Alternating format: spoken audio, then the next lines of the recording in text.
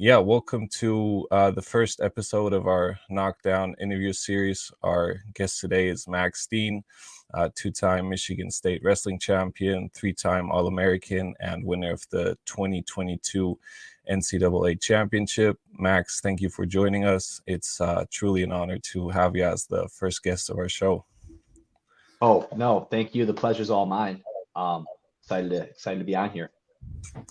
Yeah, so obviously champion of the 2022 championship, and we'll definitely talk about that. But I did want to pick your brain a little bit on the road that got you there. So let's rewind a little bit. You come in fresh out of high school and commit to Cornell. So what makes you commit to Cornell as the first step of your collegiate career? Well, my older brother had been there, and then he was entering his senior year at Cornell when I first got there, and he had a lot of success. He was at the time a two-time NCAA champ and three-time All-American, and my goals growing up were similar to his. He was a great wrestler, so I wanted to be like him. And I love my brother too. He's my best friend in the world, so it was just easy. I said, he's doing a lot of winning at Cornell. It's a nice place. I want to be with him and I want to win. So didn't put too much thought into it. With your brother's success, obviously at Cornell, did that add any pressure, or did it add, motivation to you having him by your side, or how does that affect you? I think, especially when I was younger and earlier on in my career, it was a lot of pressure. Just because, I was having success at younger levels, but it's kind of weird to be winning a state title and then your brother wins, the NCAAs, and you're like, well, who even cares that I won a state title? My brother is a national champ, but and I was always super excited for him. It wasn't jealousy, but just the standard was really high. But I think I definitely felt some pressure throughout my career, but looking back on it now, I think that it helped me a lot more than it hurt me, just because, we came from the same genetics, the same family upbringing and everything, and I watched him do it. So I know I always believed that I could too. And I owe my brother a lot of credit for that. And he's he's the man. He's so supportive. Has loved me. This is a tough sport. It's heartbreaking at times. And, he's never been anything but good to me. Yeah, then you get your first 2 years in at Cornell. You get 2 All-American honors. You're the runner-up of the 2019 tournament, and then you redshirt for 1 season. So, what's the motivation behind that redshirt season? So that was an Olympic redshirt, and I was improving pretty rapidly, and it was just a neat opportunity. If you take an Olympic redshirt, the way that it worked out at Cornell is I could take the year off from school and train, try to make the Olympic trials and Olympic team, which, didn't end up happening for me. But I think it helped my career move forward a lot, just being able to focus on wrestling. I kind of lucked out because that was the year that the NCAA championships got canceled due to COVID. So I didn't lose that year of eligibility, where a lot of guys did, which really just stinks for them. I guess I don't really feel like I lucked out. I just feel like they got unlucky. And but so I just wanted to take the gap year. We had a lot of good guys at Cornell, and I think me taking that year off at the time looked like it was going to line us up to have a team that maybe could compete for a team title. So that was a motivating factor, and it didn't end up ultimately working out there. But yeah, that was kind of, I guess, what was going through my head when I decided to take that redshirt year. Yeah, and then obviously the season after gets canceled due to COVID, and then after that, Flow Wrestling reports in April 2021 that you enter the transfer portal. So let's talk a little bit about what motivates your transfer and why you ultimately decide to pick Penn State as your new destination.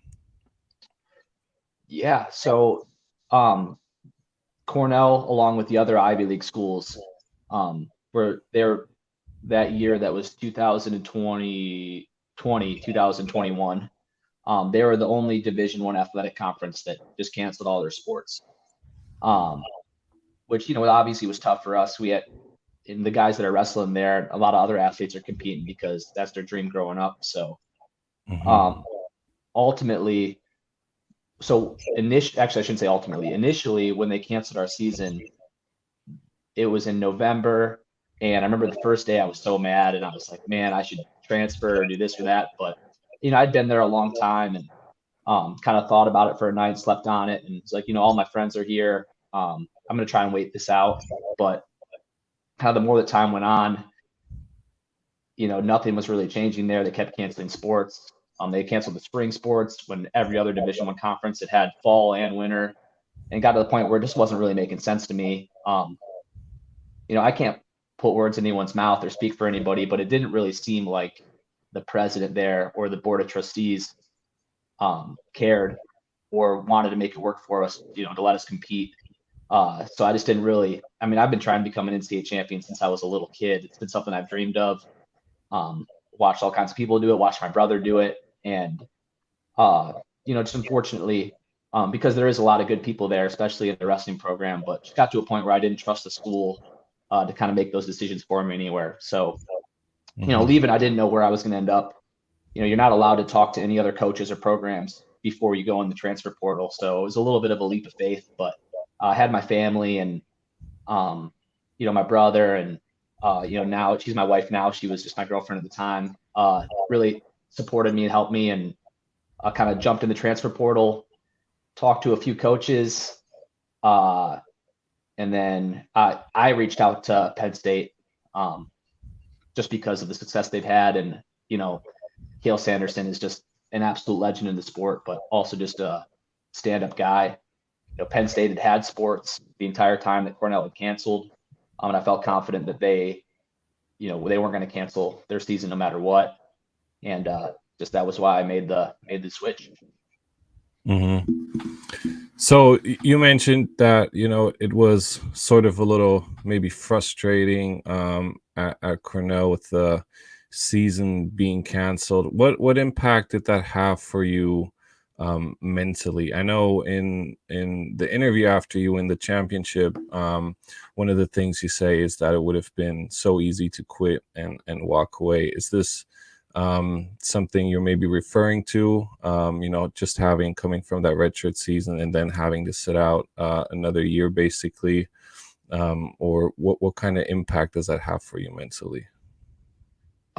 Yeah, no, I mean, so that was tough, just being shut down and, being in a place that kind of I'd considered to be my home that just didn't seem like they really cared about what we were trying to accomplish there. And then it's just weird because, for me, a lot of my goals and dreams have been chasing after, sorry, my computer's doing something weird. Chasing after, that collegiate wrestling success, and trying to win that. So, yeah, I mean, it definitely hurt my motivation a little bit and kind of put me in a weird place with the sport of wrestling. Which, I mean, I think, I'm not even near the top of the list for people that were impacted by COVID and how all that went down. So, I don't want to make myself out to be a victim. I'm not. And like I said earlier, I had the option to leave when they canceled our season, and I decided to stay. So, I mean, that's on me too. But kind of after going through that for a while, yeah, I probably wasn't in the best place. I was really frustrated. It's hard to be motivated in your training when you don't know why you're training. Um, and it was definitely time for me to make a change, and I'm glad that I did. Does that in a way leave you, obviously you win the championship on the next year when you come back, does that maybe leave you a little bit more hungry and motivate you extra? And now you got maybe, I don't know if anger is the right word, but you got something built up for you, and now you're really going after it. It's obviously a dream you said you've always had, but those 2 years off, competition wise at least, from college, does that leave you more hungry for the title than you ever have been, or is it just another step? I don't know if I'd say that I'm motivated by that. I wrestle because I really love it and I enjoy it, and Mhm. the people that I get to be around, um, it's all positive. So, when I'm thinking about, why I wrestle or what motivates me, it's not because I'm like angry at the president of Cornell for canceling the season or something like that. I just, it doesn't come from a good place. I think that'd be silly. I just more, guess the way I would phrase it is I'm just really grateful for, the opportunity that Penn State presented me, and the coaches here and the people here, and getting to go through this process with them has been a lot of fun. And yeah, just motivated by, obviously what I want for myself, but, then when I think about my dad and my mom and my brother who've supported me and my coaches here who are pouring into me and my teammates who train with me, it's like I really want to win for them, because they're a part of it too. You wrestled or you competed the first 2 years at 184 pounds, and you won this year at 197 pounds. What was the reason behind going up in weight? Was it weight cut related, or did you just put on a bunch of muscle during your 2 years off, or what made you go up in that weight? I definitely hadn't put on a bunch of muscle during my 2 years off. So when I was looking at places that I could go, and then it became clear that Penn State was the best option for me. Penn State at that point had a returning national champ at 184. His name's Aaron Brooks, really, really good wrestler, great kid. So, at the time transferring somewhere, um, it's, I mean, like, I don't want to disrespect myself or him in saying this. I think he's a really awesome, great competitor, and really good wrestler. But it's like you're not going to transfer in, and they're not going to bump a guy that's returning national champ out of the lineup. So I just felt like my opportunity um, was better going up. That seemed like kind of a place that maybe I could fit into their lineup, and felt like I had the frame to get bigger. So, and then huge credit to, we have got a great strength coach here named Mike Schroeder. Dude puts his heart and soul into us. And so I showed up in State College weighing 192 pounds, and he got me up to 210 in a few months Man. and feeling good. So, really appreciate him and a lot of other people that we work with that have helped me to kind of put that size on. But yeah, I just felt like 197 was, the weight class that presented the most opportunity to me. Yeah, so then, fast forward to the 222 tournament, and you go in and there's about 36,000 people in attendance each day. How do you mentally deal with that? Does that add, any pressure to you walking out there, or is it just another day at the office for you? Are you nervous at all, or? You definitely feel some butterflies, especially when there's a big crowd and it's loud and, there's bright lights.